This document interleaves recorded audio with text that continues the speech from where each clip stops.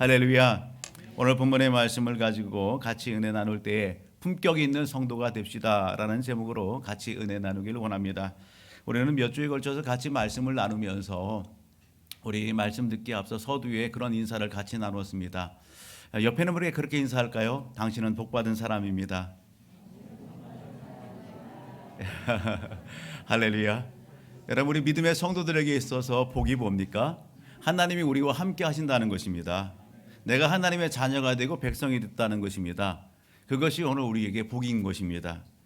여러분, 하나님의 자녀가 되고 백성이 된 믿음의 성도들에게 하나님은 또한 이 땅의 삶 속에서 사람들이 추구하는 그러한 여러분 물질의 복도 주시고 건강의 복도 주시고 생활 속의 만남의 복도 주시는 것입니다.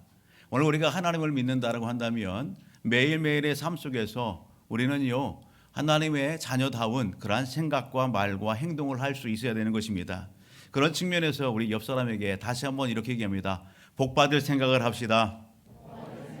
복받을 말을 합시다.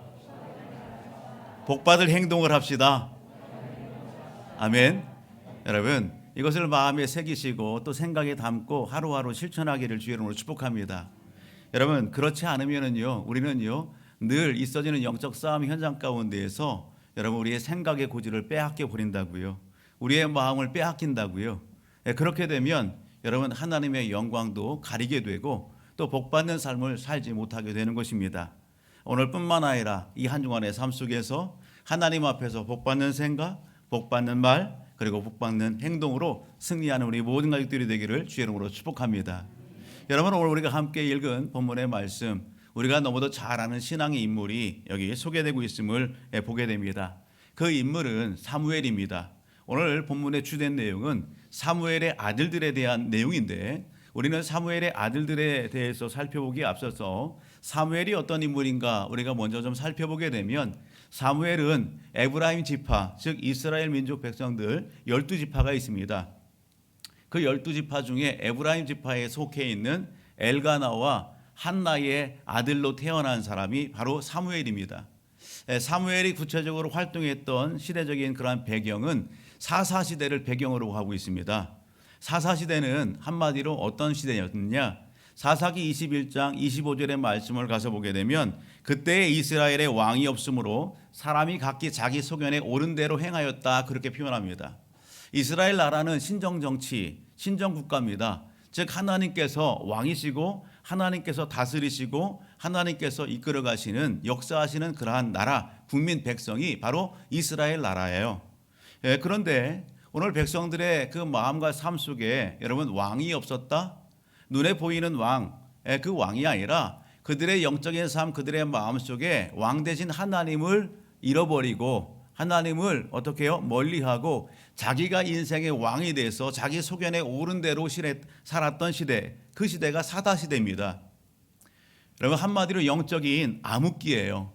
영적인 방황과 혼탁함이 만연했던 그러한 시대, 그 시대가 바로 사사시대입니다.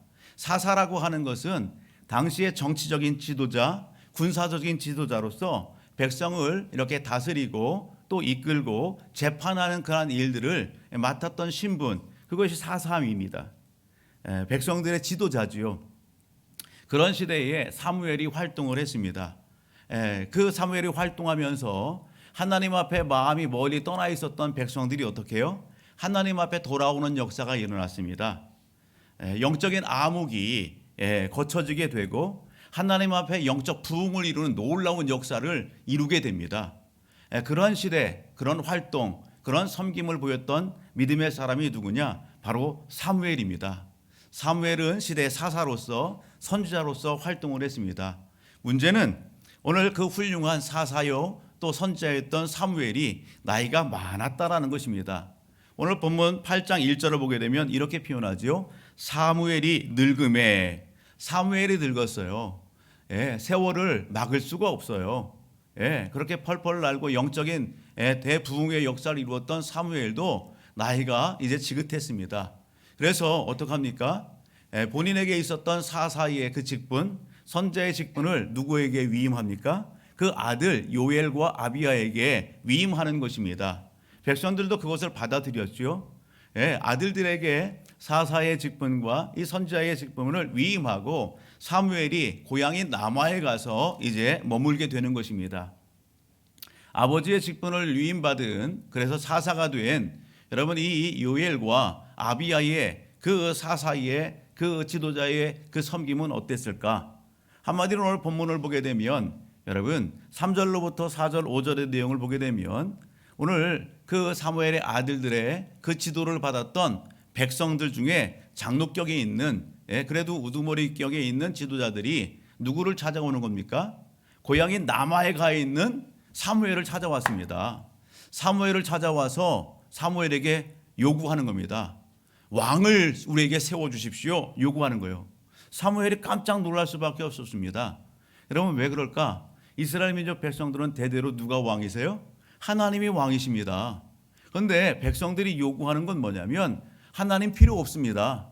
하나님 필요 없고 오늘 우리 이 나라 이민족 백성들 가운데에 모든 나라에 그렇게 왕이 있는 것처럼 오늘 그들이 백성들을 대신해서 그렇게 전쟁터에 나가 싸워주고 그리고 이끌고 하는 그런 눈에 보이는 왕을 우리에게 세워주십시오. 백성의 장로들이 여러분 백성의 대표로 와서 그렇게 요청하는 것입니다.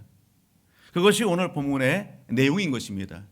왜 백성들의 장로된 여기 그 지도자 쪽에 있는 장로들이 사무엘을 찾아서 오늘 하나님을 여기 버리고 눈에 보이는 모든 민족의 그 나라와 같이 왕을 요구하는 것일까? 오늘 본문을 보게 되면 3절 그렇게 얘기합니다. 3절과 4절 보게 되면 우리 같이 한번 다시 읽어볼까요? 같이요, 시작. 그의 아들들이 자기 아버지의 행위를 따르지 아니하고 이익을 따라 뇌물을 받고 판결을 굽게 하니라. 이스라엘 모든 장로가 모여 라마에 있는 사무엘에게 나아가서 그에게 이르되 보소서 당신은 늙고 당신의 아들들은 당신의 행위를 따르지 아니하니 모든 나라와 같이 우리에게 왕을 세워 우리를 다스리게 하소서 한지라. 백성의 장로들이 사무엘을 찾아서 왕을 요구하고 요청하는 분명한 이유 근거가 뭐예요? 그것은 당신의 아들들이 당신의 행위를 따르지 않는다는 것입니다. 사무엘과 같은 그러한 신앙의 그러한 인격, 신앙의 품위, 신앙의 그러한 그 품격을 그 아들들이 지니지 못했다라는 것입니다. 그들이 사사가 되어서 정치적인 지도자, 군사적인 지도자가 돼서 백성들을 이끌고 재판하고 하는 그런 부분들에 있어서 백성의 유익이 아니라 자기의 이득을 취하고 백성들로부터 뇌물을 받고 재판을 하는데 공정하게 오늘 그러한 재판을 통해서 옳고 그름을 이렇게 해야 되는데 불공정한 그러한 재판을 한단 말이죠. 한마디로 여러분 장로들이 오늘 사무엘에게 이야기하는 것은 아들들이 당신과 다르다는 것입니다. 사무엘 당신의 신앙의 품격과 그리고 품이 아들들에게서 찾아볼 수 없다는 것입니다. 나름 백성들은 오늘 사사들로부터 여러분 기대함이 있었을 겁니다. 신앙의 훌륭한 사무엘, 그 신앙의 인격과 인품과 그 인격을 아들들에게도 뭔가 기대했던 것 같습니다. 그런데 그 아들 사사들로부터 보게 되는 것은 여러분 기대감이 무너진 것입니다. 기대감이 상실되었습니다.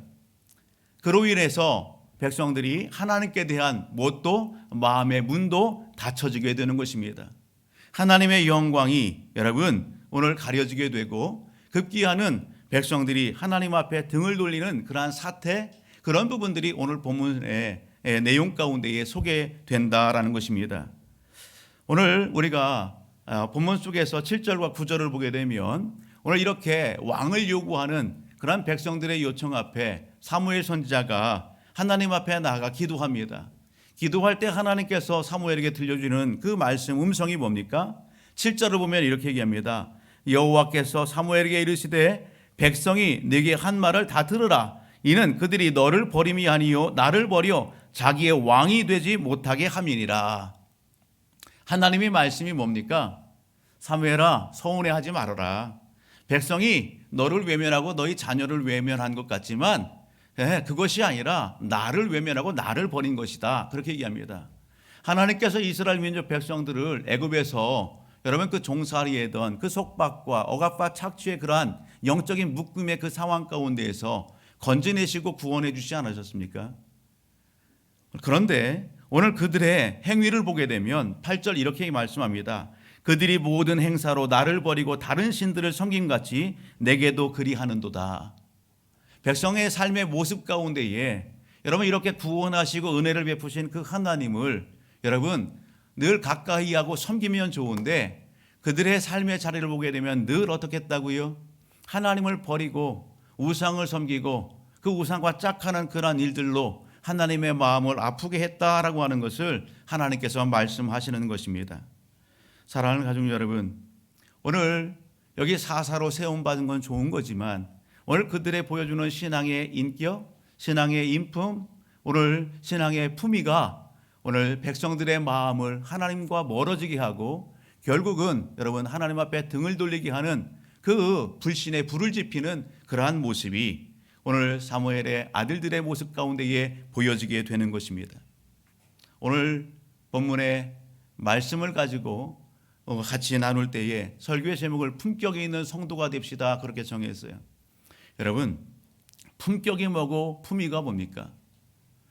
품격과 품위, 사전적인 의미로 이렇게 찾아보니까 품위라고 하는 것은 사람이 갖추고 있는 기품이나 위엄, 됨됨이들을 이야기합니다.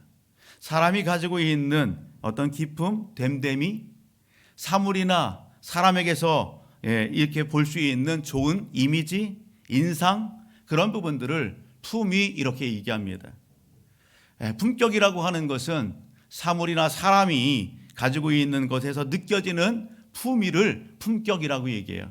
그렇게 보게 되면 품위와 품격은 따로 떼서 생각할 것이 아니라 품위와 품격은 같이 같은 동의어고 같이 가는 것입니다. 사람들은 그렇게 얘기하죠. 서로를 보면서 그렇게 얘기해요. 와, 저 사람은 어떻게 저렇게 말하는 것이 품위가 있어. 저 사람은 참 말하는 것도 좀 품격이 있어. 여러분 그런 얘기를 하죠. 어떤 사람에게는 그렇게 얘기해요. 야, 저 사람은 밥을 먹는데도 어쩜 저렇게 품위 있게 먹을까? 저 사람은 참 개걸스럽게 먹는데 참 식사 예절도 없어. 그런데 저 사람은 참 식사하는데도 참 품위가 있어. 품격이 있네. 품격이 느껴져. 예, 그렇게 얘기해요. 어떤 분들은요, 새 옷을 입지 않았어도 여러분 있는 옷을 잘 갖춰 입으면서 야, 저 사람은 참 옷을 입어도 참 품위가 있고 품격이 있네. 그렇게 여러분 칭찬을 듣고 얘기를 하더란 말이죠. 행동하는 것, 걸음걸이를 보면서도 자, 저 사람은 참 품위가 있어. 뭐 품격이 느껴져. 그렇게 얘기한다는 것이죠. 여러분, 세상의 모든 사람들은요, 품위 있기를 원합니다. 품격이 있기를 원합니다. 품위가 있고 품격 있는 그러한 사람들을 선호합니다. 그런 사람들과 또 가까이 하고 싶어 하는 것이 사람의 본성이기도 합니다. 어떤 분들은 그래서 품위가 있고 품격이 있는 그런 모임들, 자기 기준일 수 있지만 보편적으로 여러분 그런 모임에 소속하기를 원합니다. 그렇게 해서 자기의 신분을 세탁하고 자기도 더불어서 품위 있고 품격 있는 그런 대우를 받고자 하는 것이 사람의 마음이기도 하더란 말이죠. 세상의 사람들은 여러분 교회를 다니는 사람들에게, 하나님을 믿는 여러분 성도들에게 여러분 신앙의 품위, 신앙의 품격을 찾습니다. 그런 모습들을 보길 원합니다. 신앙의 인격을 갖춘 그러한 성도들을 여러분 보길 원하고 기대합니다. 사람들만 그렇습니까? 하나님께서 하나님의 자녀 백성들에게 신앙의 인격, 신앙의 품위, 품격 여러분 그것을 갖추기를 하나님은 기대하신다는 사실입니다. 그런 의미에서 우리 모든 가족들이 옆에 있는 분과 인사합시다. 신앙의 품위와 품격을 갖춥시다. 아멘. 여러분 얼마 전에 한 모임이 있었습니다. 목사님들의 모임이었고 다 연배가 지긋하신 그러한 선배 목사님이셨어요. 학번도 크게 위에 있는 그런 목사님들의 그런 모임에 이렇게 초청을 받고 같이 가게 됐습니다. 같이 이렇게 한 차를 타고 이동을 하면서 한 목사님이 그런 이야기를 합니다. 얼마 전에 마침 그때 타고 있었던 차가 신호 정지선에 딱 이렇게 섰습니다. 그때 목사님이 옆에서 말씀을 하시는 거예요. 얼마 전에 이렇게 자동차를 운전하고 가다가 정지선에 이렇게 딱 신호를 대기했는데 글쎄 뒤에서 큰 덤프 트럭이 와서 뒤를 꽝 받았다는 것입니다.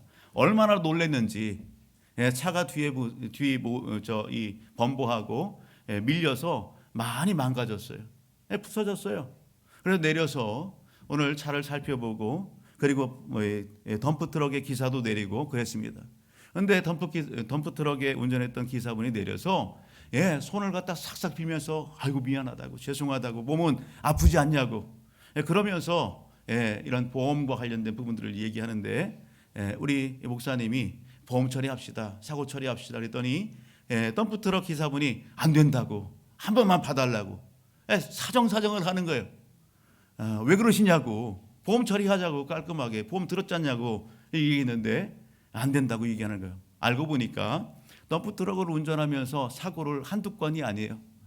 여러 차례 사고를 내다 보니까 보험 할증이 많이 이렇게 붙게 되었고 그리고 이제는요 그 보험도 제대로 들어주지 않을 그런 상황까지 된 겁니다. 그래서 보험 처리하면 안 된다는 것입니다. 딱하기도 하고 그래서 그 사정 얘기를 듣고 그렇다고 한다면 오늘 차를 갖다가 공업사에 맡기고 견적을 받아볼 테니까 그 차만 수리해 달라고 그렇게 얘기를 했어요. 견적서를 갖다 받았어요 공업사로부터. 그리고 덤프트럭 기사분에게 그것을 이렇게 전달을 했어요. 그랬더니 태도가 달라졌어요. 왜 그럴까 보니까 전화번호를 갖다 입력하고 그러면서 그 전화번호 입력과 더불어서 뭐가 뜨겠어요? 목사님의 신분이 다 이렇게 알려주게 된 거예요. 대번 전화하니까 목사님 이렇게 하는 거예요. 견적서 차 수리비만 달라고. 근데 그 견적의 이 수리비를 딱 듣고서는 너무 많다고. 어쩜 그럴 수 있냐고. 너무 많다. 좀 깎자. 그렇게 얘기하는 거예요. 그래서 안 된다고. 이건 수리비니까 이거는 약속하지 않았냐. 이것은 줘야 된다. 그런데 여러분 그 기사분이 이야기를 해서 어쩔 수 없이 더 깎고 그리고서 손해를 보고 차를 수리하게 되었다. 그런 이야기를 합니다. 처음부터 보험 처리를 하고 사고 처리를 했으면 그런 그 마음에 이런 그 상처는 없었을 텐데 그런 일들을 당하게 됐다라는 것입니다. 사랑하는 가족 여러분, 세상의 사람들이 여러분 오늘 그런 일들을 믿음의 성도들에게 많이 악용하기도 하죠. 목사님 그 부분들을 이렇게 처리하면서 싸우고 싶고 또 반박도 하고 싶고 또 증인들도 있기 때문에 보험 처리를 할까? 그런 생각들도 했다는 것이죠.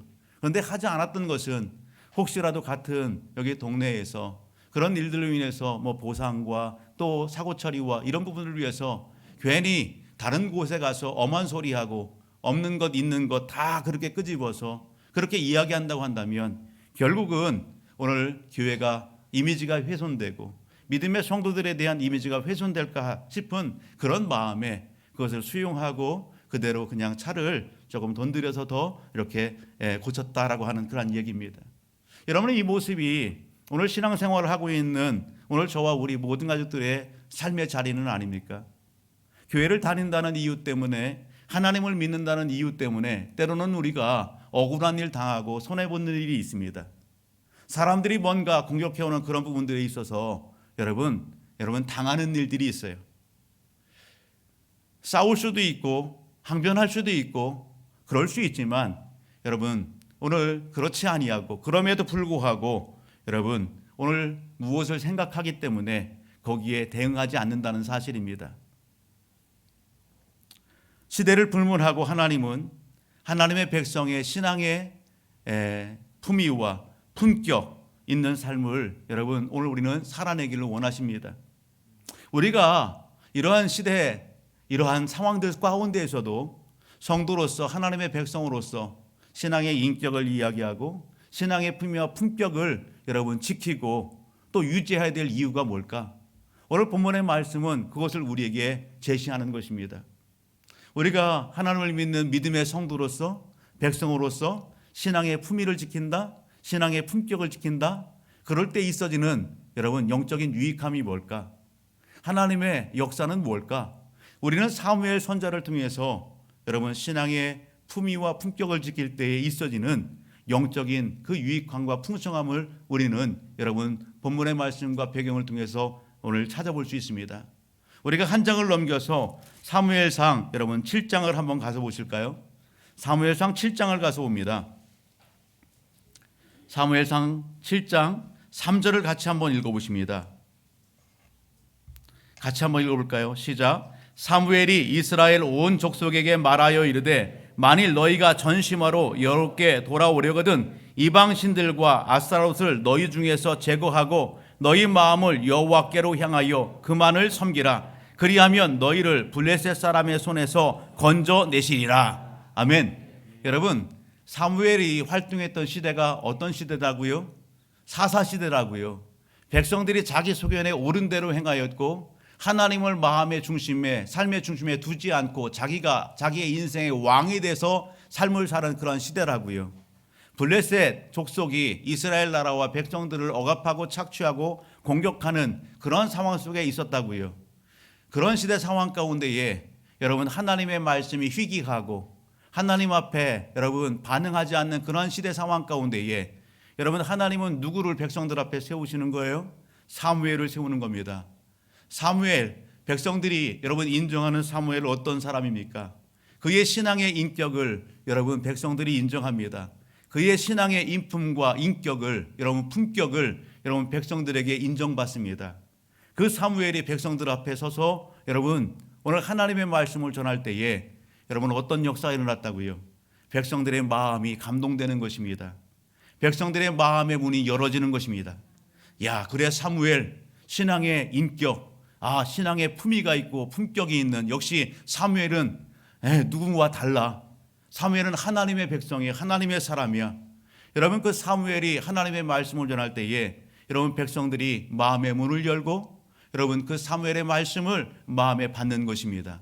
하나님의 뜻을 깨닫는 것입니다. 하나님 앞에 돌아오는 놀라운 은혜와 역사가 일어나게 되는 것입니다.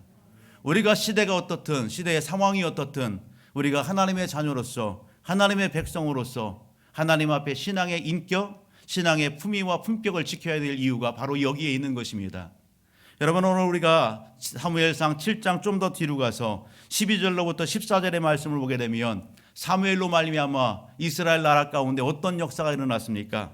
12절을 보면 이렇게 얘기합니다. 사무엘이 돌을 취하여 미스바와 센 사이에 세워 이르되 여호와께서 여기까지 우리를 도우셨다 하고 그 이름을 에베네셀이라 하니라. 이에 블레셋 사람들이 굴복하여 다시는 이스라엘 지역 안에 들어오지 못하였으며 여호와의 손이 사무엘이 사는 날 동안에 블레셋 사람을 막으심에 블레셋 사람들이 이스라엘에서 빼앗았던 성읍이 에글론부터 가드까지 이스라엘에게 회복되니 이스라엘이 그 사방 지역을 블레셋 사람들의 손에서 도로 찾았고 또 이스라엘과 아모리 사람 사이에 평화가 있었더라. 할렐루야. 여러분 하나님 앞에 신앙의 인격과 인품과 그리고 품위와 품격을 지닌 여러분 이 사무엘 그가 사는 날 동안 하나님께서 어떻게 하셨더라? 이스라엘의 대적인 블레셋 사람들을 여러분 막아주셨다라는 사실입니다.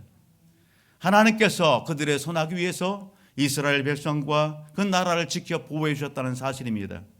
사무엘이 사는 날 동안 여러분 그 땅 가운데 평화가 가득했다라는 사실입니다. 한 사람이 중요한 것입니다. 세상의 사람들이 뭐라 할지라도 오늘 저와 우리 모든 가족들이 하나님 앞에서 여러분 신앙의 품위, 신앙의 품격을 지켜야 될 이유가 바로 여기에 있는 것입니다. 내가 신앙의 품위와 품격을 지킬 때에 여러분 가정에 놀라운 변화와 역사들이 일어나게 되는 것입니다. 그런 은혜가 또한 흘러가게 되는 것입니다. 선한 영향력도 주고 오늘 때로는 여기 안 좋은 그러한 모습들도 보여지지만 오늘 대체적으로 내가 바로 설 때에 여러분 나를 통한 하나님의 은혜와 역사가 또 다른 사람에게 여러분 그러한 상황과 환경 가운데에 하나님의 선한 역사 이루게 된다라는 사실을 놓치지 않기를 주의 이름으로 축복합니다. 따라합니다. 한 사람이 중요합니다. 한 사람이 중요합니다. 여러분 그 한 사람이 바로 오늘 예배 현장 가운데 있는 우리 모든 가족들이 되기를 주의 이름으로 축복합니다. 여러분 오늘 시대는 다르지만 성경은 동일한 맥락 가운데 신약 성경 안에서도 하나님의 사람, 하나님의 백성들이 여러분 시대에 여러분 하나님의 영광과 기쁨을 이루는 그러한 삶을 살아내기를 원하십니다. 몇 구절의 말씀을 같이 한번 읽어본다고 한다면 믿음의 성도들을 향한 하나님의 기대하심 고린도후서 2장 14절로부터 16절입니다. 고린도후서 2장 14절로부터 16절 같이 한번 읽어봅니다. 같이요. 항상 우리를 그리스도 안에서 이기게 하시고 우리로 말미암아 각처에서 그리스도를 아는 냄새를 나타내시는 하나님께 감사하노라. 우리는 구원받은 자들에게나 망하는 자들에게나 하나님 앞에서 그리스도의 향기니 이 사람에게는 사망으로부터 사망에 이르는 냄새요 저 사람에게는 생명으로부터 생명에 이르는 냄새라. 누가 이 일을 감당하리요? 사랑하는 가족 여러분, 하나님은 하나님의 자녀 백성들이 하나님 앞에서 어떤 삶 살기를 원하신다고요? 그리스도를 향기내는 삶을 살기를 원하신다는 것입니다. 이 한 날 이 한 주간 올 한 해 삶 속에 오직 하나님의 자녀로서 하나님의 백성으로서 여러분 오늘 예수를 주인 삼은 저와 우리 모든 가족들이 그리스도를 향기내는 삶 잘 달려가시고 승리하기를 주의 이름으로 축복합니다. 여러분 골로새서 4장 5절로부터 6절을 말씀은 이렇게 얘기합니다. 외인에게 대하여는 지혜로 행하여 세월을 아끼라. 너희 말을 항상 은혜 가운데에서 소금으로 마칠 냄과 같이 하라. 그리하면 각 사람에게 마땅히 대답할 것을 알리라. 여러분 여러 상황과 환경 가운데에서 우리의 언어, 우리의 말을 통해서 여러분 송같이 마칠 내는 그러한 삶을 살아낼 것을 이야기하는 겁니다.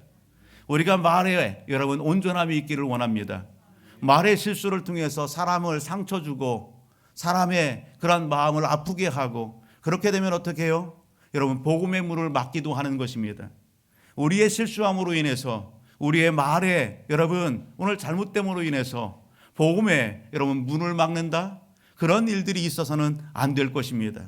오히려 여러분 오늘 우리의 언행 이 언변을 통해서 더 하나님의 복음이 더 확산되는 그러한 일들을 이루어내야 될 오늘 우리의 삶의 자리 하나님이 기대하시고 기뻐하시는 삶이라는 것을 놓치지 않기를 주의 이름으로 축복합니다. 디도서 2장 9절로부터 10절은 이렇게 말씀합니다. 디도서 2장 9절로부터 10절 같이 읽어봅니다. 종들은 자기 상전들에게 범사에 순종하여 기쁘게 하고 거슬려 말하지 말며 훔치지 말고 오히려 모든 참된 신실성을 나타내게 하라. 이는 범사에 우리 구주 하나님의 교훈을 빛나게 하려 함이라. 디도서의 말씀은 여러분 사도 바울이 영적 아들 디도에게 여러분 믿음의 성도의 삶에 대해서 당시에 여러분 이 교회와 성도들에게 가르치고 또 권면할 것을 촉구하는 것입니다. 믿음의 성도로서 교회 공동체 안에뿐만 아니라 사회생활, 직장생활 안에서 어떤 삶을 살아야 되는지 연령대별로다가 하나하나 조목조목 소개하면서 특별히 오늘 읽은 9절로부터 10절의 내용은 너희가 세상 속에서 여기 직원호에 있느냐, 세상 속에서 삶을 살아갈 때 어떻게 해야 되느냐, 거짓말하지 말고 숨기지 말고 도덕질하지 말고 온전히 그 삶을 통해서 뭐 하라고요? 모든 참된 신실성을 나타내라 그렇게 얘기합니다. 정직하고 참된 신실성을 나타내라 그렇게 얘기한다고요. 그렇게 함으로 인해서 오늘 그 삶을 통해서 어떻게 해요? 하나님의 영광을 드높이라고요.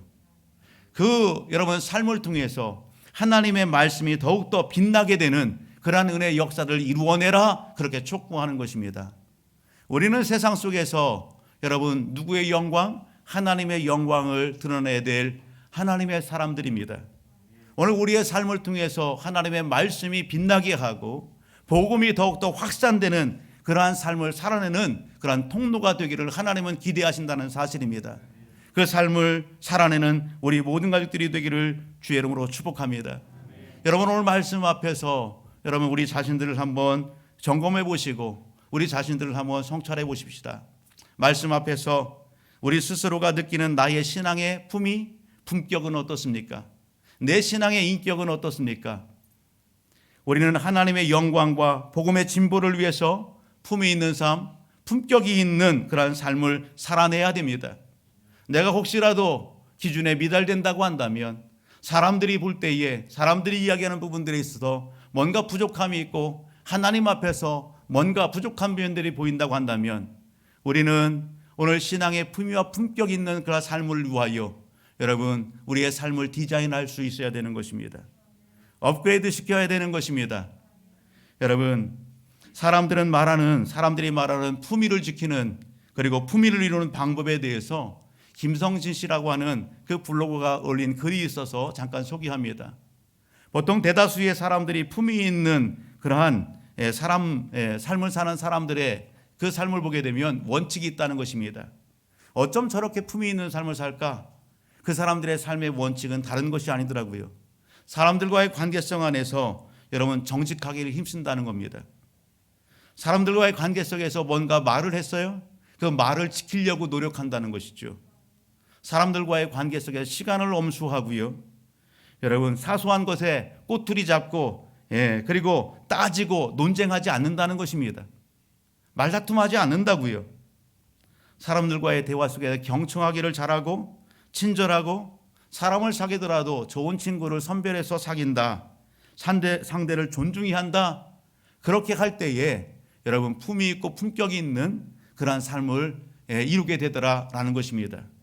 사람들은 사람들로부터 그런 평가를 받기 위해서 외적인 모습이지만 그러한 여러분 훈련을 합니다. 그러한 노력을 합니다. 그래서 품위를 갖추려고 하고 품격 있는 그러한 여러분 칭찬을 들으려고 합니다.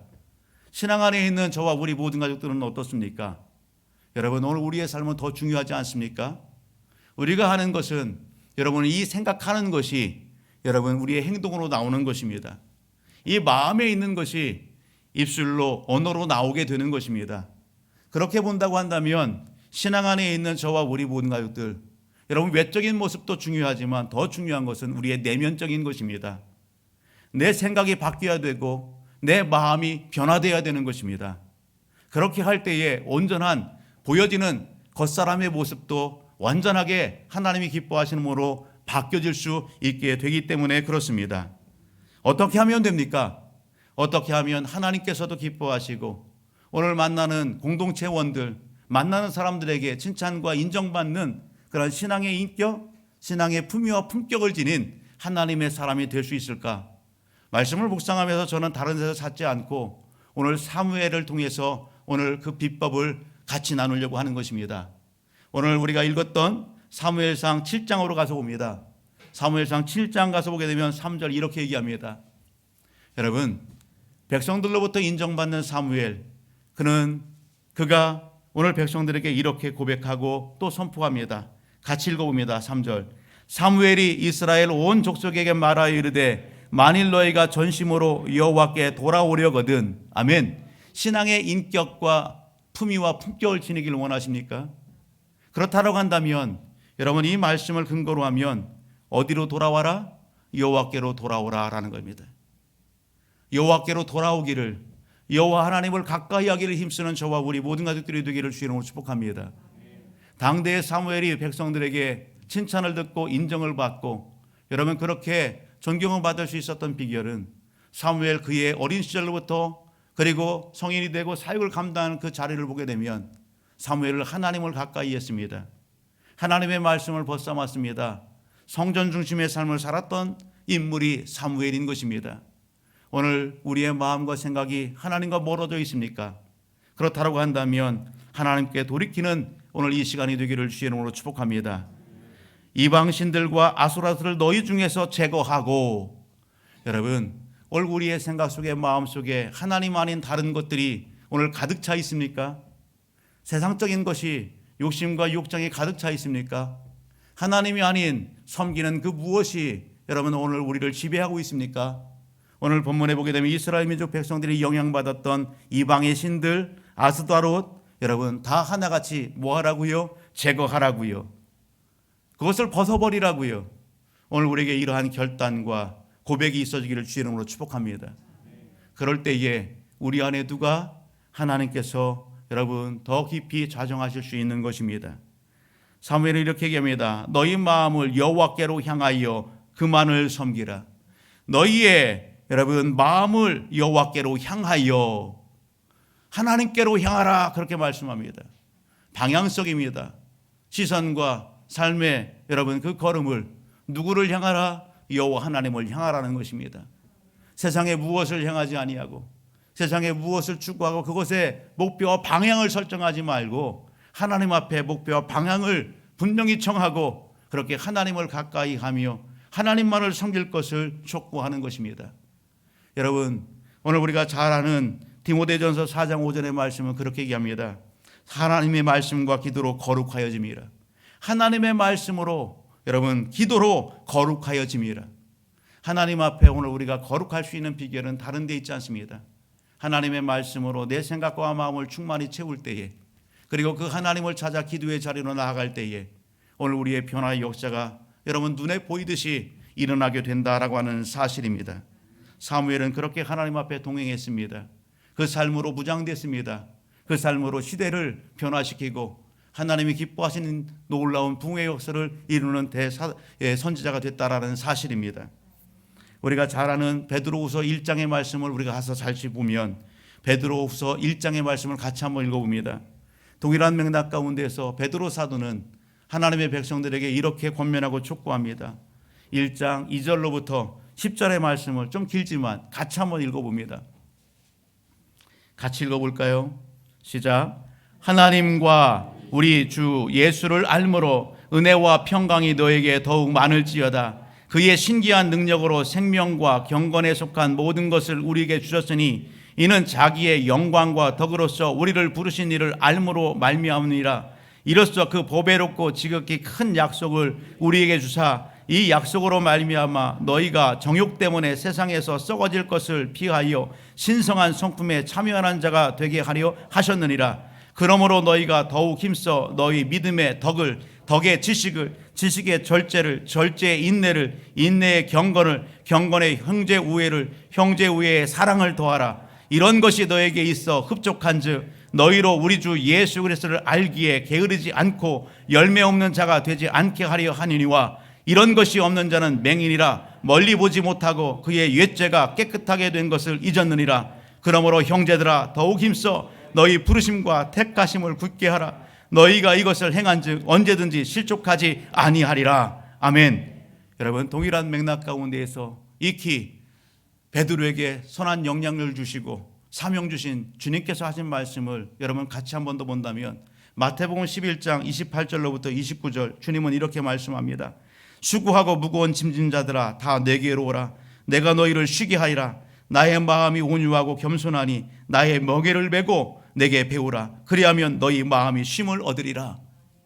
오늘 이 땅 가운데에 여러분 수고하고 무거운 짐을 진 오늘 우리들을 하나님은 오늘 은혜 가운데 불러주셔서 예수 십자가 부활을 믿게 하시고 하나님의 자녀 백성이 되게 하셨습니다. 우리의 무거운 짐을 다 여러분 풀어주셨습니다. 해결해 주신 주님이십니다.